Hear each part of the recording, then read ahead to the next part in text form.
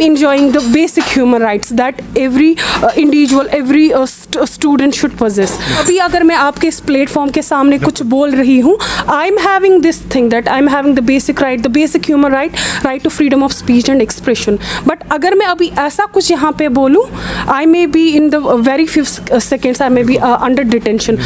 नाज़रीन किराम, आपको बताते चले कि हर साल 10 दिसंबर को वर्ल्ड ह्यूमन राइट्स डे मनाया जा रहा है और आज दुनिया भर में ह्यूमन राइट्स डे मनाया जा रहा है. बहरहाल इसी हवाले से आज हमारे साथ बात करने के लिए मौजूद हैं एक लॉ स्टूडेंट भी हैं, student spokes person central university of Kashmir, Nadia Rashid. सबसे पहले आपका बहुत बहुत शुक्रिया. Thank you so much.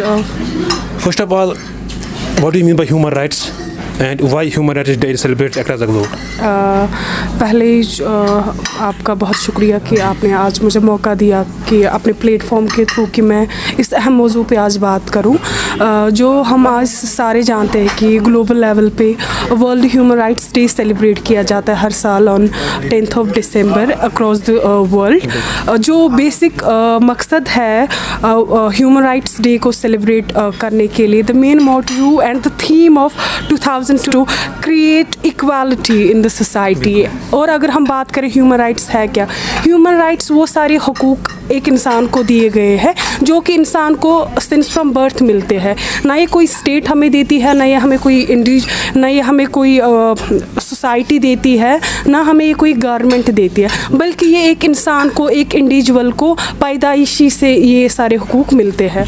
अगर हम बेसिक ह्यूमन राइट्स की बात करें, लाइक इसमें हमें पहले आता है राइट टू इक्वालिटी, दैट हर एक जो इंडिविजुअल है हमारे माशरे में, सबके पास राइट टू इक्वालिटी है.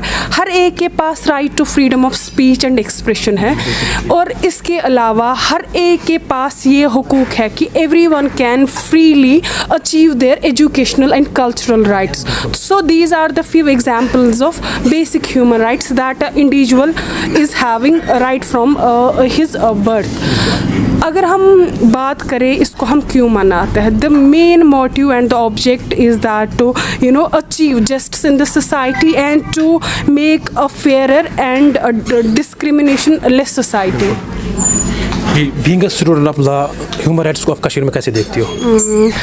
अगर हम ह्यूमन राइट्स की बात करें in comparison with the UT of JNK, मैं एक खुद एक स्टूडेंट हूँ, लॉ स्टूडेंट. मैंने खाली अभी अपने किताबों में पढ़ा है that human rights are existing, ठीक है. बट अगर हम इनको प्रैक्टिकल लेवल पे देखते तो प्रैक्टिकल लेवल में हमें कहीं दिखता ही नहीं है that I being a student, I am enjoying the basic human rights that every individual, every student should possess.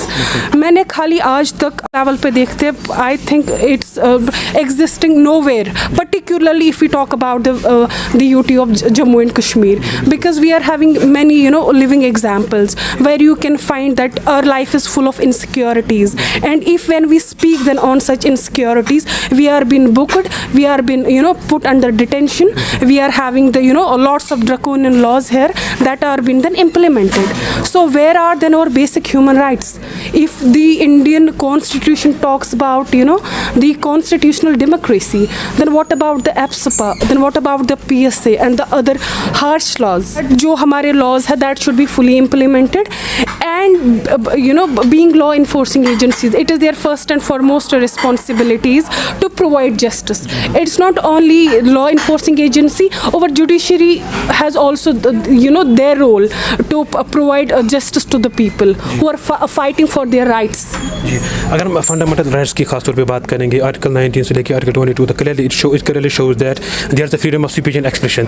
किस हद तक आपको लगता है कि कश्मीर में ठीक है? मैं आपने बहुत अच्छा क्वेश्चन पूछा कि अगर हम right freedom of speech and expression की बात करें, मुझे लगता है ये खाली महदूद है हमारी किताबों तक, और किताबों के बाहर जब हम इसको प्रैक्टिकल लेवल पे देखते हैं तो वहाँ ये कहीं पे भी नहीं है.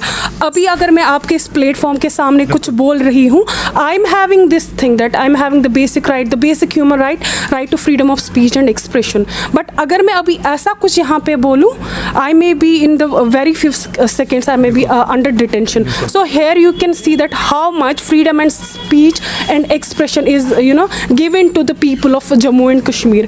And more else, I will say we are having the living example of this article 370 when it got abrogated. There was completely press censorship. Whether you media persons were even that time booked, they were being under put under detention. तो हम ordinary लोगों की तो बात ही नहीं है.